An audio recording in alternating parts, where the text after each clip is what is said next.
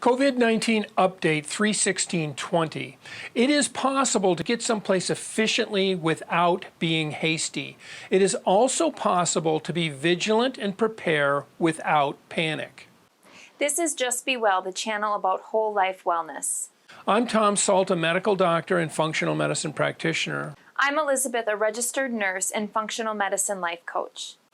Let's talk about three specific things today. Panic versus preparation, don't major in the minors, and recent concerns about high blood pressure medicines and non-steroidal anti-inflammatory medications. Panic versus preparation. Back during the first Gulf War, the term CNN addiction was coined. Avoid it. Staying glued to the tube, social media, or gossip will not help you. Do real preparation. Most people don't plan to fail, they fail to plan. Plan your work and work your plan. Then work on mindfully navigating these uncertain times. More tube and social media will not give you more certainty. It will fire up anxiety. Limit your information gathering to just 30 minutes per day. That is more than enough time to see what has changed in the last 24 hours. Look to authoritative sites like the CDC, Johns Hopkins University, or other science-based sites. Spend time each day in centering practices. Whatever is happening will happen. You can prepare, but you cannot control it. Use meditation, prayer, gratitude, mindfulness, yoga, or other centering techniques. Don't major in the minors. In our last video, we talked about ways to prevent getting sick and ways to prevent spreading it. Those are the majors. Wash your hands a lot. Wash them for 20 seconds by the clock with soap and water. That's what's been shown to get your hands clean, not a quick rinse. If you don't have access to soap and water, use a hand sanitizer with at least 60, preferably 70% alcohol. Vodka won't work. Drinking alcohol proof numbers is 1/2 of the percent, so a 70 proof vodka is only 40% alcohol. Wash and then disinfect surfaces with EPA-registered household disinfectants at least once per day and anytime they are contaminated. Cover your mouth and nose when you sneeze or cough. Using a tissue and throwing it out immediately is best. Using the inside of your elbow like this is a distant second. Wash your hands immediately afterwards. Practice social distancing. This is simple math. The more people you come in contact with, the more likely you are to be in contact with someone carrying the virus. Respiratory droplets travel about 6 feet.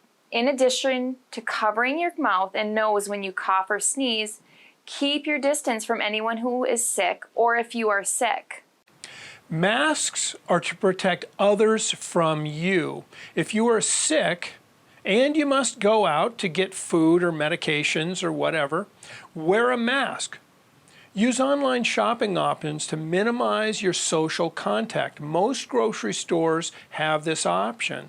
You order your groceries online and pick them up in the parking lot, interacting with only the person bringing the cart to your car. The minors are what we put at the end of our first COVID-19 video, supplements, etc. While we have set out some ideas for supporting your immune response, they are a distant second to the majors noted above. See description for a link.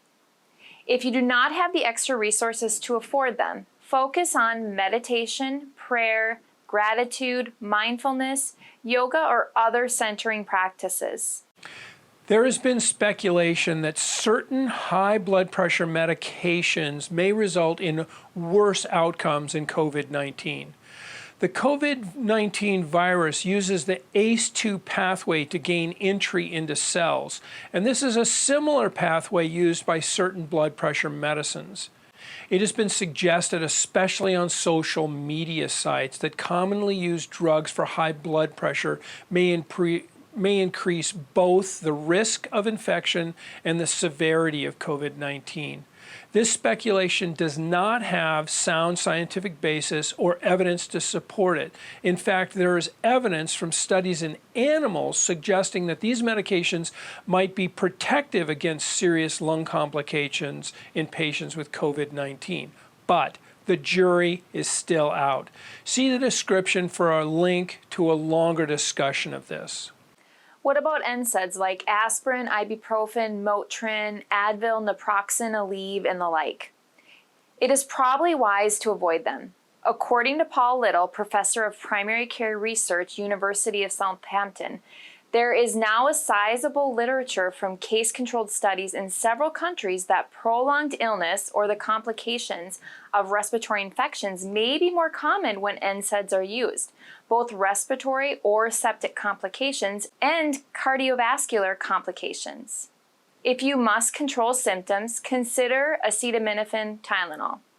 But a fever, unless very high, is an adaptive response to infection. It helps to slow or stop the infection. Fevers aren't always a bad sign. You may even have heard that mild fevers are a good indication that your immune system is doing its job. But fevers aren't just a byproduct of our immune response. In fact, it's the other way around. Elevated temperature triggers cellular mechanisms that ensure immune system takes appropriate action against the offending virus or bacteria. Research reveals that higher body temperatures drive the activity of certain proteins that in turn switch genes responsible for the body's immune response on and off as required. So what are the symptoms of COVID-19? Fever, cough, sore throat, fatigue, shortness of breath are the main ones. Stomach and gut issues are far less common.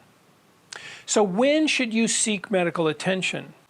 Remember, there is no specific treatment for COVID-19, so seeing a doctor, unless you have severe illness that may require hospitalization, isn't going to be helpful. If your symptoms are getting worse, your shortness of breath is getting worse, or you're feeling dizzy or confused, then you should consult your doctor or a helpline at the local hospital or clinic. Call before going in. If you do go in, use a mask or a cloth over your mouth and nose to minimize the spread of respiratory droplets.